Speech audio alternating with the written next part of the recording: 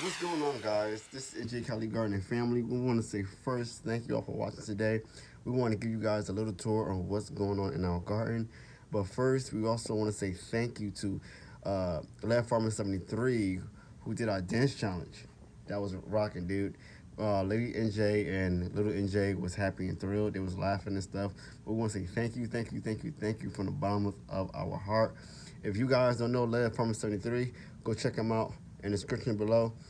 And you would actually have a good time watching his videos and his live streams at the Greenhouse Lounge. So let's continue on with our garden tour.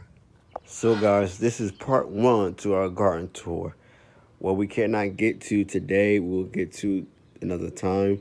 But first, I want to say thank you everyone for just watching. So let's continue to move on with our garden tour. This is our berry and fig location. We have three things that don't belong over here, but we will move it eventually. Over here is our sunshine blue. We potted it up a day after we potted up our misty blue. Unfortunately, we had a 3 day heat wave, and then the week after was another heat wave with high winds, which was crazy for us. The weather has been like bipolar, and I'm not exaggerating. I know some people right now is having is on a hurricane watch, but look at this, guys. We got blueberry chips, man. Look at this, blueberry chips. Look at that. You hear that? Blueberry chips. I ain't mad at it. This happens because I forgot to put the shade cloth. So you know how they say third times as a charm. Well, we got another year to go, and we're gonna see what happens. So what we are planning on doing is getting some shade cloths later on in the season for stuff like this, because we don't have a canopy basically, whereas that you have tall trees and then you have your lower level of crop, which is like could be like your moringa trees or your mulberry trees, and you got something lower at the bottom with like your blueberries, and then underneath is strawberries, something like that. I cannot think of the name, but it's dealing with permaculture. Anyway, so that's that. We still have fruit. They're sour. I tried them already. They're very bitter to me, tart. They're still good. You can still make jam on it if you wanted to eat them fresh, whatever you want to do. And this is our star jasmine, and it's now in the old blueberry sunshine blueberry container, and it likes it, and it smells so divine. Over here is the bay laurel that is wilted, going through some issues with our weather as well. It's not root bound, anything like that. We have not really been watering it that much because bay laurel doesn't like a lot of wet feet or wet roots. Over here is the brown turkey. Look at that, baby. Looking pretty good. Drop the leaves, couple of leaves. Over here, as you can see. Over here is the misty blue that you saw in our last video. Uh, Still has fruit on it. We have not harvested it. So y'all may think I'm worried about the damage on our blueberry bushes. I'm really not, because what we're going to do is give it every 2 to 3 weeks we're going to give it some seaweed extract and fish fertilizer. Every 2 to 3 weeks for our seaweed extract. Every 2 weeks is fish fertilizer, and it's gonna come back, okay? Because you already know we add a blood meal, which is also nitrogen. You don't want too much nitrogen, but with this, you do not want to water the leaves. So what we have to do is we have to not do a foliar spray, but do a soil drench, and that's basically taking a gallon bucket or whatever you have or a pitcher and just pouring a mixture of water and your fish fertilizer or seaweed extract that way. And then inside here we have our red leaf lettuce that was in our container over here, which we just transplanted some ginger, okay? And as you can see, look at the ginger, okay? That's the nods. We did a video a long time ago on how to plant ginger. If you go back in our playlist, you might see it. But I did this at the last minute. Usually we do this in April, because I wasn't gonna grow any ginger this year, and because of what's going on with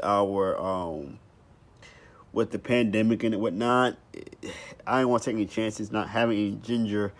Just in case the grocery stores don't run out. So there you go, ginger. Down here is the Desert King. This thing also, both our Desert King and Cadota Fig both went through some harsh weather conditions. This tree here lost a lot of leaves, but not as much as our Cadota. I'm gonna show you that in a minute. But this was able to, this Desert King was able to save its fruit, as you can see here.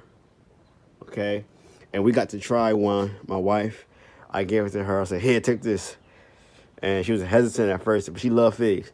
I said, "No, this is for you." And so she enjoyed it. She was happy that it tasted good. These right here are not really ready yet, but I'm happy for that this survived, and we placed it here because we realized though it loves full sun, it doesn't like triple digit weather. Okay, we need shade cloth. Again, over here is the raspberry, and we love raspberries. And my wife, lady NJ, she loves raspberries. I'm trying to convince her to get another raspberry, and that is the raspberry shortcake. So we're gonna see. Hopefully she'll agree to it. But down here below is experiment, and we have some more red leaf lettuce and our Bloomsdale spinach. Get that out of the way. Okay, as you can see. And you can grow spinach in the summer, but you have to have like a shade cloth or something in that nature, or like grow in a greenhouse or a high tunnel. But it has to be cool weather. So this is just an experiment for us, just trying to see if it would do okay. We added some blood meal to each spinach, the leaf lettuce, and this spinach and spinach over there. So that's why it's kind of perked up. It's not too bad. And then down here, over here, we have our Cadota fig, the one that got hit bad, the worst out of all our fig trees. Lost all the fruit and nothing, but it gave us new cuttings for next year if we want to grow more Cadotas. And then right here, this is also in our berry location. Okay, this is the grape. The reason why it's in our berry location because another term for the clusters is berry, and they consider these little things right here we call a grape. It is called a berry in its terminology. When I was doing my research, again, like I told you, be careful, guys, when you read those labels.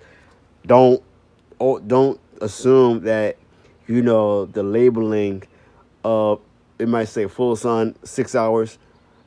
That might be the case, but then again, it all depends on where you live and what zone you live in, because too much sun could do damage, as you can see.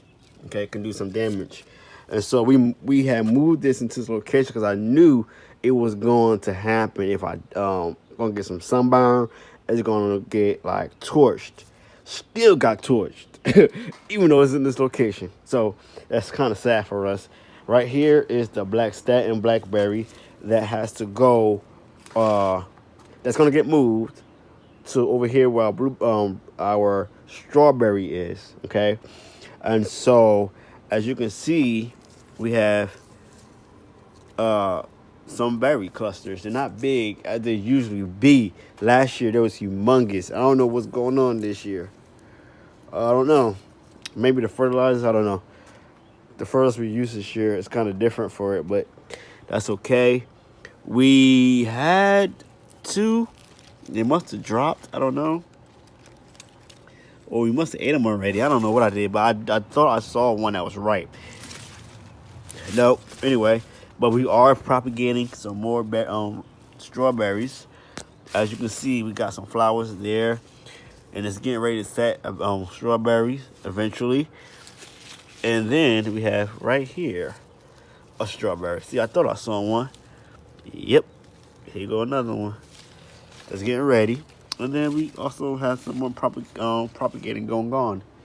So guys, I'm in the tour right there on that note. But look out for part 2 of our June garden tour coming soon near you. Thank you all for watching. Thank you to every new subscriber subscribing to our channel. And until next time, we will see you in the next one. Oh, don't forget, follow us on Instagram if you want. And also, please like and share with someone that you know that loves the garden. Peace.